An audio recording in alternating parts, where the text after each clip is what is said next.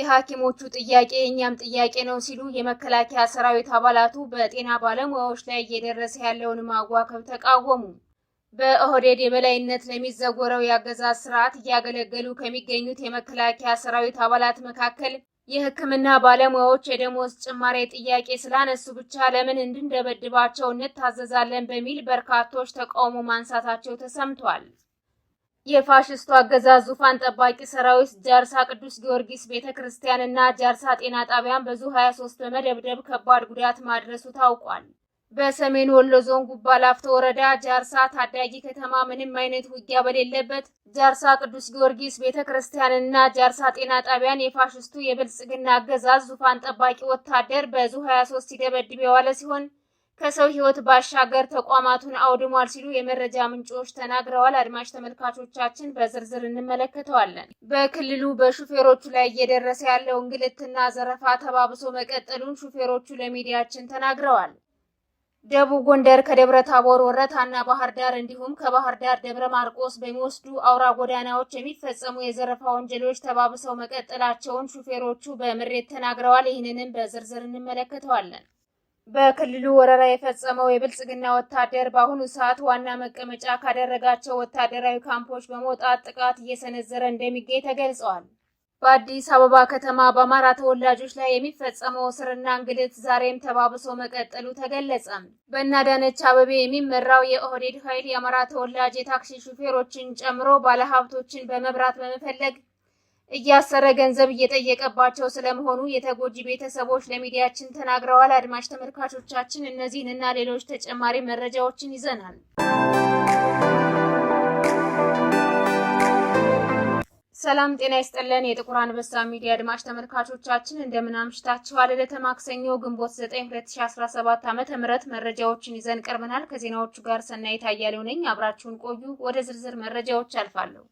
የሕክምና ባለሙያዎች ጥያቄ እኛም ጥያቄ ነው ሲሉ የመከላከያ ሰራዊት አባላቱ በጤና ባለሙያዎች ላይ እየደረሰ ያለውን ማዋከብ ተቃወሙ።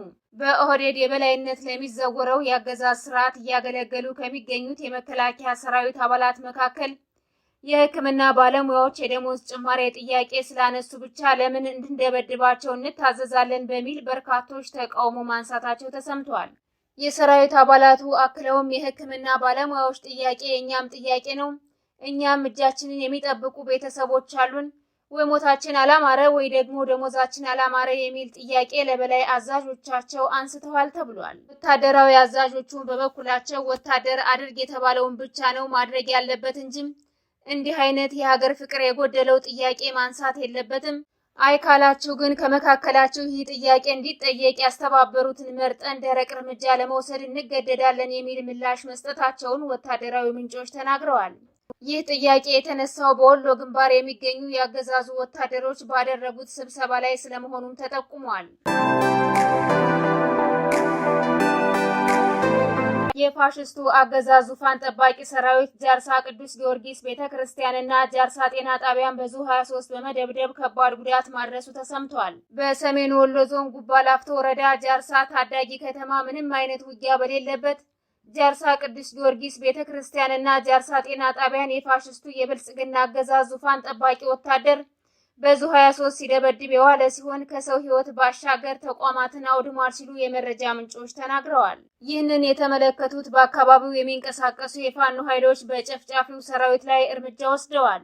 ወታደራዊ ኢላማ በሌለበት በከባድ መሳሪያ ተቋማትን ማውደሙን የሰማው የፋኖ ኃይል ወደ አካባቢው ዘልቆ በመግባት ከባድ ውጊያዎችን በመክፈት በበርካታ የብልጽግና ወታደሮች ላይ እርምጃ ወስዷል ተብሏል። በዚህ አጠፋ መልስ ከጠላት ጋር ወግነው በህዝብ ላይ ጥቃት የሚያደርሱ ቅጥረኛ የሚሊሻና የአድማ ብተና ኃይሎች ሙትና ቁስለኛ ሆነዋል። በተመሳሳይ ከወሎ ሳንወጣ ከቆቦ ከተማ በቅርብ ርቀት በተፈጸመ ድንገተኛ ጥቃት ከባድ የሆነ ሰብአዊና ቁሳዊ ውድመት የደረሰበት ያገዛዙ ኃይል በአካባቢው የሚኖሩ አርሶ አደሮችን ከባድ ድብደባ ፈጽሞባቸዋል። በተለይም አዩብ ተብላ በምትጠራ መንደር በቤተ ክርስቲያን ውስጥ የሃይማኖት ስነ ስርዓታቸውን በመከወል ላይ የነበሩ ቄሳውስትና ዲያቆናት እንዲሁም ምዕመናንና ሌሎች የአካባቢው ነዋሪዎች ክፉኛ የተደበደቡ ሲሆን ከ50 በላይ የሚሆኑት ደግሞ በጅምላ ታስረዋል ተብሏል።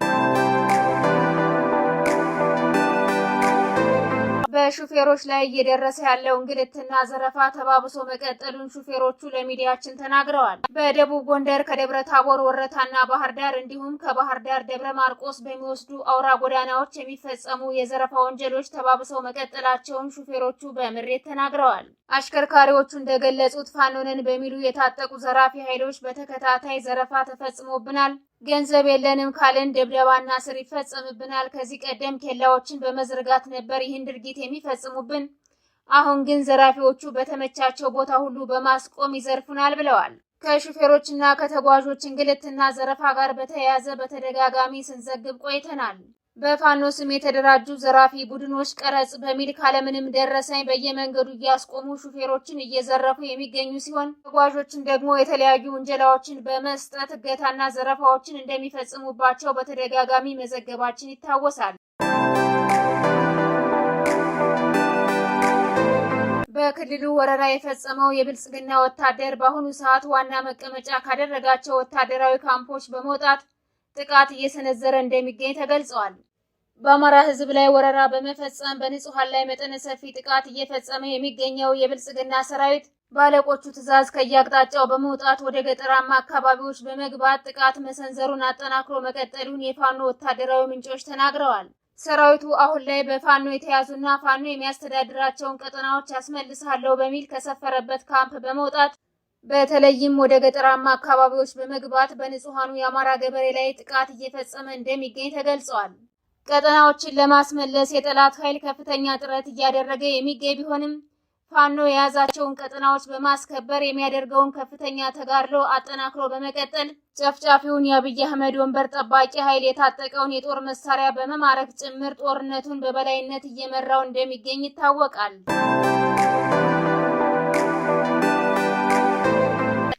በአዲስ አበባ ከተማ በአማራ ተወላጆች ላይ የሚፈጸመው እስርና እንግልት ዛሬም ተባብሶ መቀጠሉ ተገልጿል። በአዳነች አቤቤ የሚመራው የኦህዴድ ኃይል የአማራ ተወላጅ የታክሲ ሹፌሮችን ጨምሮ ባለሀብቶችን በመብራት በመፈለግ እያሰረና ገንዘብ እየጠየቀባቸው ስለመሆኑ የተጎጂ ቤተሰቦች ለሚዲያችን ተናግረዋል። የታክሲ ሹፌሮቹ ለግንባታ በሚል አቅምን ያላገናዘበ ገንዘብ ተጠይቀው መክፈል ያልቻሉትን የመኪና ታርጋቸውን በመፍታት እስር ቤት እንዳስገቧቸው የተገለጸ ሲሆን ባለሀብቶች አማራ በመሆናቸው ብቻ ተመርጠው በገፍ እየታሰሩ ገንዘብ እየተጠየቀባቸው እንደሚገኝ ተነግሯል። በአዲስ አበባ በሁሉም ክፍለ ከተሞች የሚገኙ የአማራ ተወላጅ ባለሀብቶች ካለምንም ምክንያት አማራ በመሆናቸው ብቻ ከመስሪያ ቦታቸውና ከመኖሪያ ቤታቸው ታፍነው ከተወሰዱ በኋላ ህጋዊ ባልሆኑ እስር ቤቶች ታጉረው በመቶ ሺዎች የሚቆጠር ገንዘብ እንደተጠየቀባቸው ስማቸው እንዲጠቀስ ያልፈለጉ የተጎጂ ቤተሰቦች ገልጸዋል። ለዓመታት የቀጠለው በአማራ ተወላጆች ላይ የሚፈጸመው እስርና እንግልት ዛሬም ተባብሶ መቀጠሉ የተገለጸ ሲሆን ከሰሞኑ ታፍሰው የታሰሩ ቤተሰቦች እንደገለጹት በአንድ ህጋዊ ባልሆነ እስር ቤት ብቻ ከ50 በላይ የአማራ ተወላጆች ታስረው ገንዘብ እንደተጠየቀባቸው ተናግረዋል። ጃዊ በአገዛዙ ወታደራዊ ካምፕ ላይ በተፈጸመ ድንገተኛ ጥቃት ከ25 በላይ ወታደሮች ሙትና ቁስለኛ ሆነዋል። ትናንትናው ዕለት በአካባቢው የሚንቀሳቀሱት የመብረቁ ብርጌድ እና ጣና በለስ ብርጌድ በጋራ በመሆን በወታደራዊ ካምፑ ላይ በፈጸሙት ድንገተኛ ጥቃት የብልጽግና ሰራዊት ከባድ ጉዳት ደርሶበታል። በዚህ ድንገተኛ የደፈጣ ጥቃት የፋኖ ኃይሎች በጠላት ሰራዊት ላይ በከፈቱት የተኩስ ሩምታ ከ25 በላይ የሚሆኑትን ሙትና ቁስለኛ ያደረጉ ሲሆን 2 የብልጽግና ወታደሮችን ማርከው ወስደዋል ተብሏል። በደረሰበት ድንገተኛ ጥቃት የተደናገጠው የአብይ አህመድ ሰራዊት በከባድ መሳሪያ የታገዘ ተኩስ የከፈተ ቢሆንም በፋኖ ላይ ምንም አይነት ጉዳት ማድረስ ሳይችል ቀርቷል። በተመሳሳይ ከዳንግላ ወታደራዊ ካምፕ በመነሳት ወደ ሻራይታ ለመግባት የሞከረው የብልጽግና ኃይል በኤፍሬም አጥናፉ ብርጌድ የፋኖ ኃይሎች ድባቅ ተመቷል። ፋኖችን ለማፈንና ጥቃት ለማድረስ የሞከረው የብልጽግና የገዳይ ስብስብ ገዢ ቦታዎችን ይዞ በጠበቀው የፋኖ ኃይል ድባቅ ተመቶ ሙትና ቁስለኛውን ሰብስቦ ወደ መጣበት ተመልሷል ነው የተባለው። የተወደዳችሁና የተከበራችሁ አድማጭ ተመልካቾቻችን ለዛሬ ያዝንላችሁ መረጃዎች እነዚህን ይመስሉ ነበር። የዩቲዩብ ቻናላችንን ላይክ፣ ሼር፣ ሰብስክራይብ እንድታደርጉ በአክብሮት እንጠይቃለን።